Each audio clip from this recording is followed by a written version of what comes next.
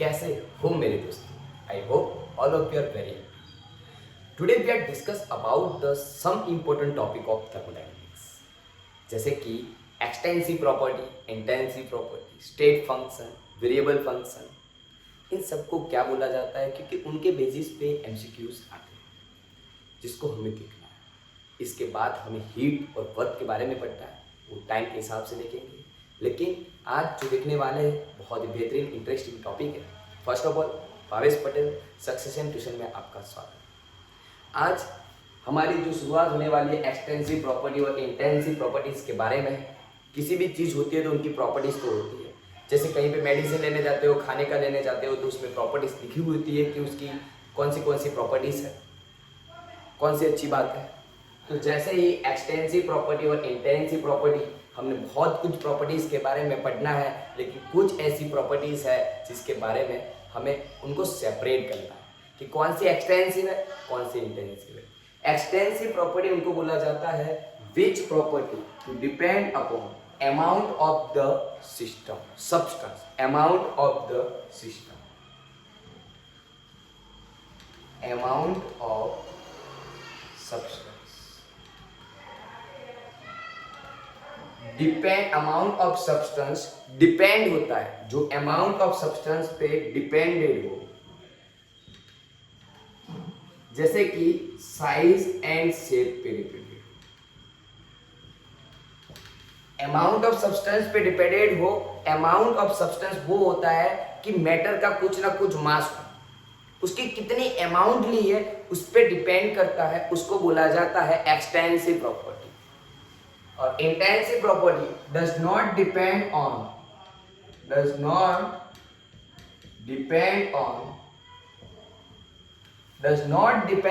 Amount of substance. जो amount of substance पे dependent नहीं होते उनको बोला जाता है इंटेंसिव प्रॉपर्टी। सवाल होता होगा सर ये किसकी बात कर रहे हो? तो बेटा सिंपल सी बात है, अगर कुछ इफेक्टिव चीज है, आपने 2 ग्राम खाया, 5 ग्राम खाया, 10 ग्राम खाया, सबकी इफेक्ट क्या आने वाली है? अलग अलग होने वाली है। ठीक है, कोई चीज ऐसी होती है, कोई मसाले ऐसे होते हैं कि बहुत ही टेस्टी होते हैं, थोड़ा भी डालते हो तो उसकी इफेक्ट आती है। मिलीग्राम में डाल दिया आपने, माइक्रोग्राम में डाल दिया तो उसकी भी इफेक्ट आती है। कोई चीज ऐसी होती है कि 500 ग्राम डाल दिया फिर भी उसकी इफेक्ट नहीं आती। तो मास पे डिपेंड कर रहा है कि कितनी क्वांटिटी यूज कर रहे हो उस पर। तो ऐसी प्रॉपर्टी को बोला जाता है एक्सटेंसिव प्रॉपर्टी। क्या बोला जाता है? Extensive property. कौन सी है? तो इसमें सबसे पहले आता है मास। कौन सा आता है? मास। मास होता है वो एक्सटेंसिव प्रॉपर्टी है, डिपेंड करता है कि आप कितना मास यूज कर रहे हो। ठीक है, मास क्या है? एक्सटेंसिव प्रॉपर्टी, डिपेंड करता है कि आप कितना मास को यूज कर रहे हो। उसके बाद आता है वॉल्यूम, मास के बाद आता है वॉल्यूम। इसको स्मॉल m से, वॉल्यूम को v से डिनोट किया जाता है, आप लोग जानते हो। ठीक है, उसके बाद हम जो बात करेंगे वॉल्यूम के बारे में, तो जानते हो कि 5 ml की बोतल हो या 10 ml की बोतल हो, ml में डिफरेंट होता है, क्वांटिटी में, क्वालिटी में भी डिफरेंट आता है। आजकल जानते ही हो, उसकी इफेक्ट कम आती है, किसी की इफेक्ट कम ज़्यादा आती है। अगर आपने 1 स्पून वाटर ग्लास है, उसमें 5 ml वाटर डाला है, तो उसका जो सॉल्यूशन मिलेगा वो और 10 ml में बनेगा वो डिफरेंट होने वाला है। कंसंट्रेशन उसमें ज़्यादा, उसमें कम होने वाला है, तो उसकी इफेक्ट आती है, उसके ml पे वो चीज़ डिपेंड करती है, उसको बोला जाता है एक्सटेंसिव प्रॉपर्टी। तो ऐसी कितनी चीजें हैं सर, ऐसी कितना प्रॉपर्टीज है, ऐसे कितने फंक्शन है जो एक्सटेंसिव प्रॉपर्टी में आएंगे, तो हमें वो देखने हैं ऐसे कितने हो रहे हैं। तो बेटा उसके मास, वॉल्यूम, उसके बाद आता है नंबर ऑफ मोल्स, उसके बाद आता है number of moles. Number of moles, internal energy,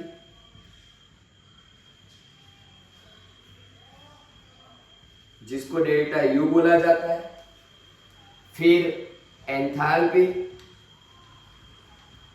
जिसको डेल्टा H बोला जाता है, फिर आता है एंट्रोपी, जो डेल्टा S होता है, फिर आता है गिब्स फ्री एनर्जी,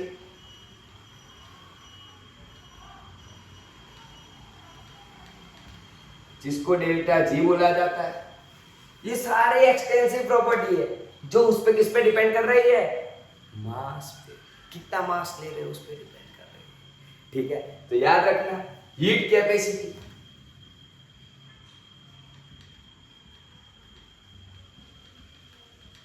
जिसको क्यू से डिनोट किया जाता है, इन सारी चीजों को एक्सटेंसिव प्रॉपर्टी बोला जाता है। तो सवाल होता होगा सर इंटेंसिव प्रॉपर्टी कौन सी होगी, इंटेंसिव प्रॉपर्टी कौन सी होगी, इंटेंसिव प्रॉपर्टी कौन सी होगी? तो इंटेंसिव प्रॉपर्टी वो होगी जो उसके मास पे डिपेंड नहीं करेगा। जैसे कि कंसंट्रेशन, पूरा एक ग्लास मैंने निकाला पानी का, उसमें कंसंट्रेशन बना दी 2 ml। अब चाहे उसमें से एक ड्रॉप ले लूं, एक स्पून ले लूं, एक पूरा ग्लास ले लूं, सबका कंसंट्रेशन क्या रहने वाला है? सेम रहेगा। ठीक है, उसके बाद डेंसिटी, वाटर की डेंसिटी बोला जाए तो आप कभी भी सोचते नहीं हो कि वो कितना है, डायरेक्ट क्या लिखते हो 1, क्योंकि उसके मास पर डिपेंड ही नहीं करती है। तो सबसे पहले होती है डेंसिटी, जिसको स्मॉल डी से डिनोट किया जाता है। उसके बाद आता है pressure, temperature, pressure, temperature, density, concentration, जिसके हिसाब से मोलारिटी, नॉर्मालिटी, मोलालिटी, ये सारी प्रॉपर्टी उसमें आ जाएगी, जो उसके किस पे डिपेंडेंट है, किस पे डिपेंडेंट है? अमाउंट ऑफ मैटर पे, अमाउंट ऑफ सब्सटेंस पे डिपेंडेंट नहीं है, अमाउंट ऑफ सब्सटेंस पे डिपेंडेंट नहीं है, इसीलिए उसको इंटेंसिव प्रॉपर्टी बोला जाता है। डन। इसके बाद आता है मोलर हीट कैपेसिटी। इन सारी चीजों को नोट डाउन की जाती है एक्सटेंसिव प्रॉपर्टी में। एक छोटा सा एग्जांपल देता हूं कि अगर density is equal to mass by volume होता है, मास कैसी प्रॉपर्टी है? एक्सटेंसिव। वॉल्यूम कैसी है? एक्सटेंसिव। क्या मिलेगा? इंटेंसिव। तो जब भी ऐसी चीजें आए तो याद रखना बेटा कि एक्सटेंसिव हो तो वो इंटेंसिव बन जाएगा। उतना दिमाग में रखना है इस टॉपिक को, बहुत ही बेहतरीन टॉपिक है, आगे जाके बहुत हेल्पफुल होगा। इसको नोट डाउन किया जाता है, इसको याद रखा जाता है क्योंकि बहुत यूजफुल होने वाला है। गुजराती में आने मात्रात्मक गुणधर्म કહે છે અને આને વિશિષ્ટ ગુણધર્મ કહે છે।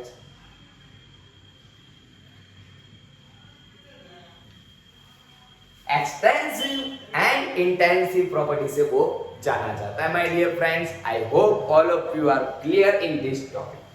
इसके एमसीक्यूज बहुत पूछा जाता है तो choose the correct option of intensive property. तो आपको सिलेक्ट करने का होता है कौन सा ऑप्शन सही है या गलत। डन। आई होप आप सबको एक चीज समझ में आ गई। उसके बाद हमें बात करनी है वेरिएबल फंक्शन के बारे में। ऐसे कुछ फंक्शन है जिसकी वैल्यू क्या होती है? चेंज हो जाती है। स्टेट वेरिएबल फंक्शन के बारे में बात करनी है। ये वो फंक्शन है जिसकी वैल्यू चेंज होती रहती है। ऐसे कौन से फंक्शन है? तो पीवीटी तीनों ऐसे फंक्शन है जिसकी वैल्यू चेंज होती रहती है। आप पढ़ के आए हो variable, two variable of linear pair, one variable of linear pair. Variable वो होता है जो अल्फाबेटिक के शॉर्ट फॉर्म में लिखा जाता है, स्मॉल लेटर में लिखा जाता है, एक्स वाई जेड, जिनकी वैल्यू क्या होती रहती है? चेंज होती रहती है माय डियर फ्रेंड्स। तो यहाँ पे भी स्टेट वेरिएबल फंक्शन के बारे में बताया है कि ऐसे फंक्शन है पीवीटी जिसकी वैल्यू चेंज होती रहती है, इसलिए P1, V1, T1, P2, V2, T2। तो ये तीनों स्टेट वेरिएबल फंक्शन जिसको बारे में याद रखो। अब स्टेट फंक्शन और पाथ फंक्शन के बारे में बात करते हैं। स्टेट फंक्शन क्या होता है? तो उसमें जो चेंज आता है, सपोज कोई मान लेते कोई चेंज हो रहा है स्टेट फंक्शन में, तो वो चेंज किस पे डिपेंडेंट होता है? तो फाइनल माइनस इनिशियल कंडीशन पे चेंज होता है। वो इनिशियल एंड फाइनल पोजीशन पे डिपेंड होता है। कहां पे डिपेंड होता है? फाइनल और इनिशियल कंडीशन। आपने कौन सा रास्ता सिलेक्ट किया doesn't matter. I am only for know about on final और इनिशियल पोजीशन। कोई ऐसा कहता है कि आपने कैसे काम किया डजंट मैटर, पहले क्या रिजल्ट था, आज क्या रिजल्ट है, कैसे प्रिपरेशन की डजंट मैटर, फाइनल पहले क्या था, आज क्या है, ऐसी चीजों को बोला जाता है state function. Which function to depend only for final and initial position, initial condition, it's called state function. Never understand, never misguide dear friends, उसको कभी भी मत भूलना। बहुत ही अच्छा टॉपिक है कि इस चीजों को कभी मत भूलना कि ऐसे कौन से हैं फंक्शन जो उसके फाइनल और इनिशियल मोमेंट पे डिपेंड करते हैं। तो सबसे पहले आता है बेटा delta S, delta U, delta V, sorry delta S, delta H, delta G, P, V, T, ये सारे बेटा स्टेट फंक्शन है जो ओनली फॉर डिपेंड करते हैं उसके फाइनल और इनिशियल कंडीशन या पोजीशन पे। तो सवाल होता होगा सर पाथ फंक्शन कौन से होते हैं,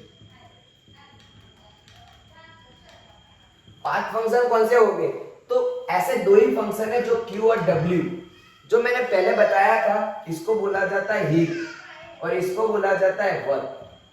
ये दोनों ऐसी चीजें हैं कि उसके पूरे रूट पे डिपेंड करते हैं कि आपने कैसे किया, क्यों ऐसे गए, क्यों इधर गए, क्यों उधर गए, क्यों फाइनल में इधर आए, हर चीज का आंसर देना पड़ता है, उसको बोला जाता है पाथ फंक्शन। ऐसे पाथ फंक्शन दो ही है। अगर कोई ऐसा बोल दे कि सर जी P अगेंस्ट V है, आपने यहां से शुरू करके A to B गए 1, A to B गए 2, तो आपके लिए डेल्टा S 0, डेल्टा H 0। अगर साइक्लिक मोमेंट हो रही है, दोनों की फाइनल और इनिशियल कंडीशन पोजीशन सेम है, वो कैसे गए कैसे है डजंट मैटर, लेकिन फाइनल माइनस इनिशियल होगा तो ये सारी चीजें क्या होने वाली है, 0। डेल्टा U को और भी डेल्टा E से भी डिनोट किया जाता है। Delta U is equal to delta E होता है, दोनों सेम चीज होती है। इंटरनल एनर्जी बोला जाता है, याद रखना। तो डेल्टा E भी 0 होता है। बहुत ही इंप्रेस होने वाली चीज है कि डेल्टा E भी 0 हो सकता है। रिमेंबर दैट, बहुत ही यूजफुल होने वाली चीज है। तो जितने भी स्टेट फंक्शन है सारे के सारे 0 हो जाएंगे जब फाइनल माइनस इनिशियल सेम होगा। शॉर्ट में मैं ये कह सकता हूँ कि आपको डिस्प्लेसमेंट पता होगा जो फाइनल माइनस इनिशियल कंडीशन पे डिपेंड करता है, सेम चीज यहाँ पे रिपीट हो रही है। My dear friends, never misguide, इसको कभी भी भूलना मत। अगर अच्छा लगा है तो वीडियो को एक छोटी सी लाइक तो दे देना, ठीक है। अब हम चलेंगे नेक्स्ट टॉपिक के, जहां पे बोला जाता है हमें पढ़ना है पाथ फंक्शन के बारे में, हीट एंड वर्क के बारे में। किसके बारे में? Heat and work. तो सबसे पहले पढ़ेंगे हम हीट के बारे में कि हीट किसको बोला जाता है।